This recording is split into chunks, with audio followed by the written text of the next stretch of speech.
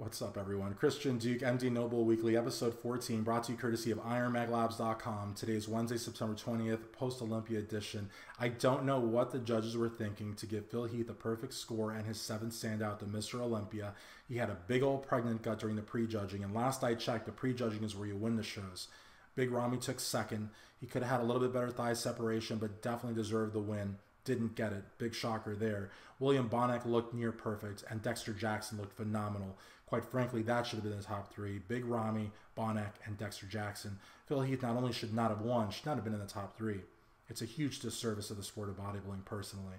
And every single front pose is compromised because of that gut. Whether it's the front double bicep, whether it's the most muscular, whether it's the front lat spread. You can't even have an ab and thigh if you got a big old bubble gut. So honestly, I just don't know what they were thinking. Also in terms of the Mr. Olympia, the next day, Phil Heath made a horrible Instagram video attacking Louis Marco and his hundreds of thousands of subscribers, calling them hoes and saying bitch this and bitch that, and saying the only thing pregnant was his bank account. I mean, come on, guys. This is the ambassador of bodybuilding. We have Kai Green in India and China and Pakistan promoting bodybuilding. We got this guy disenfranchising fans by the hundreds of thousands. I mean, that is not an ambassadorial quality, and a bubble gut sure as hell is not a physique-based sign of excellence for Mr. Olympia. So I just honestly am so disappointed in the selection of Phil Heath.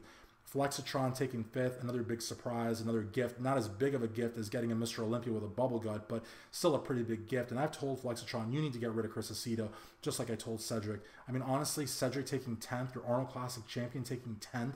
I know people are going to make the argument, well, he won the Arnold Classic, but he wasn't up against any top 5 Olympians from the year prior. Well, you know what? That's true, but he also got beat at the Mr. Olympia by people that were not in the top 5 of the Mr. Olympia last year either. So it's just a huge, huge embarrassment. And for Flexitron, who was last year's runner-up, who everybody thought was going to win, I thought was going to win, a lot of people thought was going to win, Pro Subs thought he was going to win, to barely take 5th, when the week before the show he looked fantastic, makes me think something happened in the final 48, which is Chris Aceto's territory. So I don't know, but I just know it was a huge missed opportunity. What was not a missed opportunity was the great coverage of MD at the Olympia, without press passes, mind you. Ron Harris, Steve Blackman, Jordan, everybody did a phenomenal job. Giles did a phenomenal job. I love how he breaks down each class and each champion and competitor. Fantastic job. Absolutely fantastic job. So MD did a great job. The 212 was very good. Flex Lewis held on. Ashkenani looked really good, but not good enough. The Welsh, British, some European media outlets got it wrong. They said that Flex tied Arnold. That was actually Phil. Minor little error, but Flex really looked great. Juliana got her 4th. Men's Physique Classic, they were good. Bikini was good. Real battle in figure. It was just a great production, great show. Just wasn't happy with the open bodybuilding. A lot of people were focused on the big announcement Saturday night, which actually came Monday morning. It does not affect anybody here in the United States. It's about the IFBB International here in the United States. The NPC is the only vehicle to the IFBB Pro Card, whether it's the Masters Nationals, the North Americans, whether it's the USA's, Masters Nationals, the Team U, or just the U. It's just called the Universe now. Totally unaffected. The NPC is #1. You don't have to worry, and it's the only way to the Pro Card here in the United States. So good stuff on that. This weekend is the Ruby. If you've been following MD forums, if you're not a member, please do so. Join up. It's free, easy. You meet a lot of nice people. The Ruby is this week. We have a big Jason Genova diary thread. That's ongoing thread. He will be taking the stage. He's looking pretty good. So let's see what he does. Also, you guys know that song, Love is in the Air. Well, War is in the Air. Strength Cartel confronted Brad Castleberry, the guy accused of lifting fake weights, and said, why don't you come to my gym or our gym and put up these numbers? Now, Brad looked a little constipated, a little concerned, and after a couple of seconds when he figured out these guys were like as serious as a heart attack, he kind of like, pranced away. But I don't know if Brad will be going to Strength Cartel's gym, just like Brad did not go to Mark the Machine Low Blinders event just recently in, I think it was Middletown, Ohio. So we'll see what happens. Also in the news, unfortunately, this morning, a friend of mine from 5% Nutrition let me know about some leaked Rich Piana audio that's gone viral all over YouTube.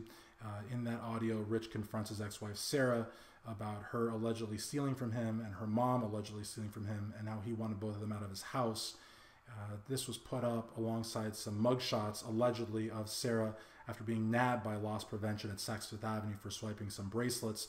because Sarah attacked Chanel for going to a pool party with Team 5% and actually having a good time after, months of just complete devastation because of Rich's accident, the time in the hospital, the time on the induced coma, the funeral, and then trying to continue 5% amongst this whole social media frenzy.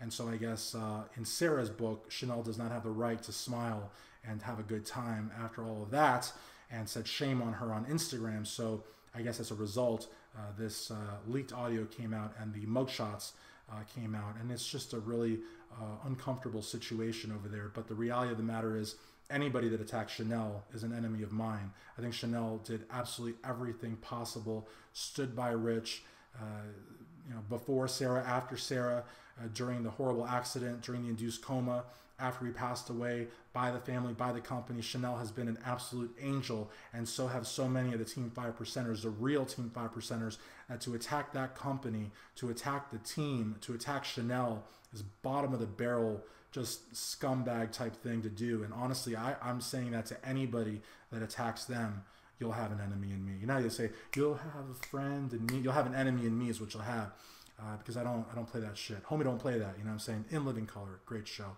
back in the day. Well, that's pretty much it, guys. I hope that you enjoyed this episode of MD Noble Weekly, brought to you courtesy of IronMagLabs.com, your go-to source for all your bodybuilding and fitness supplements.